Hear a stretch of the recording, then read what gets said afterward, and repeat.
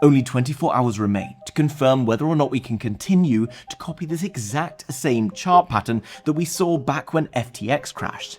Back then, it took 64 days to establish a new uptrend after a significant downturn in the market. And right now, we're 63 days into almost perfectly copying this pattern.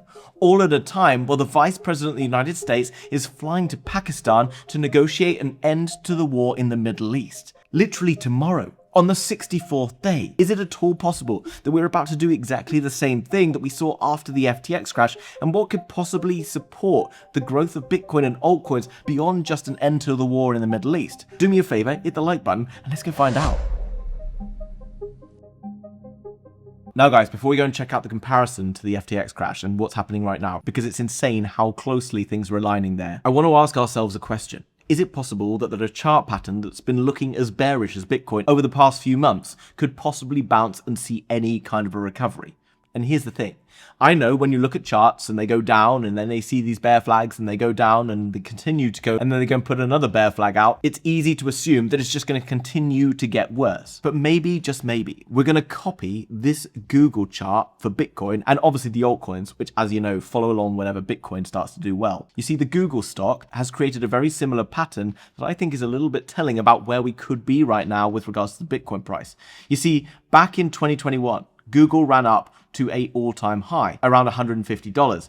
Bitcoin did a similar thing, putting in a double all-time high, topping pretty much around the same point. From there, Bitcoin fell, as did the Google price. They then both bottomed. Google rallied to previous all-time highs, hitting it around the 16th of January 2024. Bitcoin then hit all-time high 2 months after that, and then ranged for 8 months below previous all-time highs until October-November time when it started to break that previous all-time high. However, Google, unlike Bitcoin, broke above its all-time high in April 2024 and then ranged above all-time high, retesting previous all-time high resistance as support, which is shown in this blue box here. Now, Bitcoin eventually broke beyond previous all-time highs with a significant move around when Donald Trump won the US election back in late 2024. From that, we saw it range around and eventually come back to retest previous all-time highs back on the 5th of February. And right now, we continue to sit in and around this zone. Now, the question we've got to ask ourselves is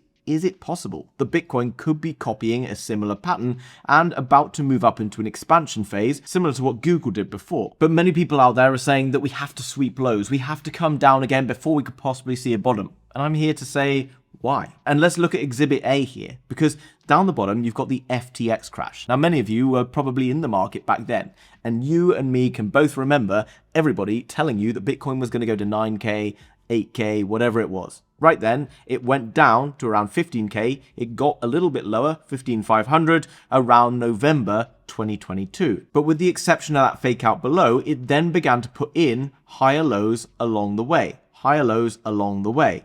It then had a significant spike towards the upside, which many bears called a liquidity sweep, that was going to send Bitcoin to new lows. If you look at this, we had a very similar thing happen here, and everyone called for the exact same thing. Now, where things start to get pretty crazy for me and how well this is lining up is here. Now, as you can see, from the Bitcoin crash back around when the FTX went under, 9th of November, to when it last touched and went through this line of support here, took 51 days. And from there, we pretty much went from red candles straight into green candles, and then took 13 days from this last time we went through support until we broke the previous swing high. And this swing high here, you can see happened on the 12th of January 2023. Now, as you look above, you can see from the crash, it took 51 days to get to this point, the final touch point in this uptrend, which happened when Bitcoin hit down to around $64,900 back on the 29th of March. Now, from that touch point, 13 days on, remember it took 13 days to break that swing high previously, takes us up till the 11th of April, which is literally tomorrow. As Bitcoin is currently sitting against this area of resistance here after putting in higher lows and creating this ascending triangle pattern, we are 1 day away from finding out whether this pattern is going to almost completely copy the exact thing that happened after FTX. But I think right now the most important thing is it doesn't really matter whether it goes up in the next 24 hours, the next week, the next month, whatever it might be, but whether or not it's going to go up. What could possibly be possibly out there that could force us up out of this range that we've been sat in for the last 9 weeks, rather than pushing us down below this range that many people out there are anticipating. And what we've got tomorrow that could potentially be a catalyst to drive that happening is JD Vance, the Vice President of the United States, traveling to Pakistan as we speak, expected to arrive sometime this evening, to negotiate peace talks with Iran. Now, I know the ceasefire seems to have failed, and in the past with Ukraine it failed, and in the past with Vietnam, and in the past with Afghanistan and Iraq and wherever else also failed. It doesn't have to mean that it's going to fail this time, and maybe this is the catalyst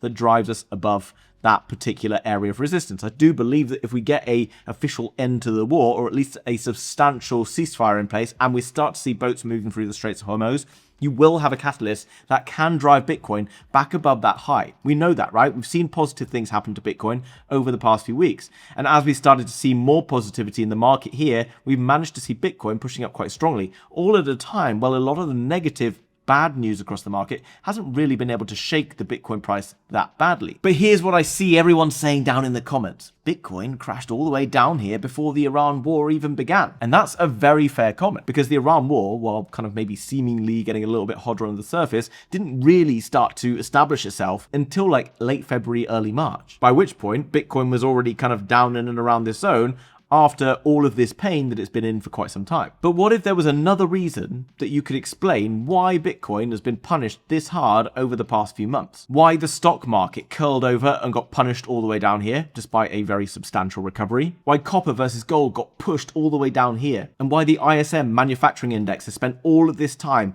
under the level of 50 in contraction where the market's been struggling? Well, we're going to refer to this chart from Finance Lancelot, which is basically showing you global central bank liquidity. And you can see, since basically the end of 2021, this has been in a pretty much downtrend. You can see it's basically curved round and all of a sudden is beginning to start to break a little bit higher. And this is what we saw back in February 2020. You see, at the end of 2019, we started to see a significant recovery across the crypto markets. All of a sudden, at the end of 2019, COVID became a thing in China. Now, while the Western markets didn't react to it at the time, they did slowly start to identify that this thing was starting to blow itself out of control in China and other countries around it. All of a sudden, you had that massive meltdown in the markets that happened around March, and following that, we then saw a significant recovery across crypto as massive amounts of liquidity began to enter the system.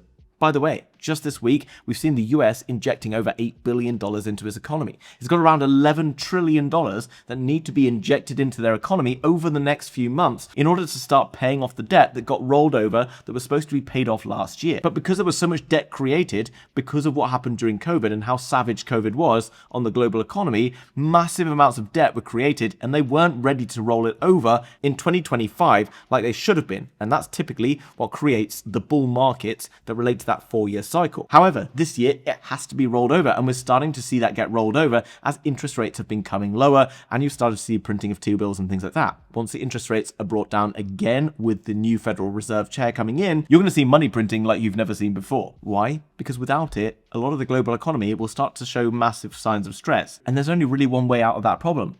Print the money and then hope someone else down the line can deal with the problem that you're creating later on. When we see liquidity injections, we know crypto typically goes up. But how do we know that the liquidity really is coming into the system? Because if we know that liquidity does push crypto prices, what other signals are showing us that that liquidity is starting to arrive? Can we really rely on the fact that the Bitcoin price just seems to be grinding its way out of trouble right now? Well, no. I think we need to pay attention to this. You see on the bottom is the ISM, the manufacturing index. Now, the manufacturing index, when it's below 50, is in contraction, which means that markets don't tend to do that well. Definitely crypto, which really struggles during this period of time. And you can see whenever this swings significantly below, you tend to have massive bear markets for stocks, crypto, and everything else. When it starts to swing above, you get big pushes for crypto. And on top here, you've got copper versus gold. Copper, as you're probably aware, is used in manufacturing. It's used in electrical wires, it's used in vehicles, in homes, whatever else. When economies are doing well and there's more liquidity in the market, they start to invest in their own business, in manufacturing and things like that. If manufacturing is beginning to grow, it shows up in the copper price rising against gold. Gold being the safe haven asset, remember? Gold we've started to see top out and begin to sell off. Now we've started to see expansion beginning. Now we're seeing copper pushing higher against gold. And as you can see, copper has bounced strongly on this downtrend on the 1-month chart. And as you can see here, the ISM or manufacturing index has now spent 3 months above 50, showing us that we are now beginning an expansion phase, all driven by that liquidity that's coming into the markets. And when did we last see this go from here and then spike all the way up here? Well, in early 2020. Remember, that was when the last Bitcoin bull market began all the way back in 2021. And I believe it's because of this that while we are seeing across crypto Twitter everyone telling you to wait for $40,000 and buy on the 15th of October this year, like, you know, is going to make everything really easy for everyone, like crypto's always been really easy for everyone. How nice of them to organize it for us perfectly this time. The Bitcoin long-term holder supply is starting to rally up. You can see over the past few years, every time this takes a plunge down is after a recent high. You then see price start to go down. You then see supply building up. Long-term holders tend to sell off into spikes. They then tend to buy up after dips. Happens every single time. You can see on this downward spike here, began to downtrend here. This is all the way back in like November. We then get this other spike back in February. Accumulation begins to continue higher and higher. And I think it's because they're watching the macro signals that just don't look that bad right now. And before we look at some of those other signals, if you want to go and buy crypto, trade crypto, or buy, sell gold, oil, copper, whatever it might be, you can do all of that across on the Yubit platform, which is linked down below in the description. Now, I started to use this because you can bring your crypto across and you can trade assets like oil and gold, which have been far more interesting over the past few months than crypto, and you don't require a KYC for it, no matter where you are in the world. Also, if you sign up through my link down below, you can also sign up for a bonus. So even if you don't want to trade now, or you're going to wait for a signal at some point to buy or sell the market,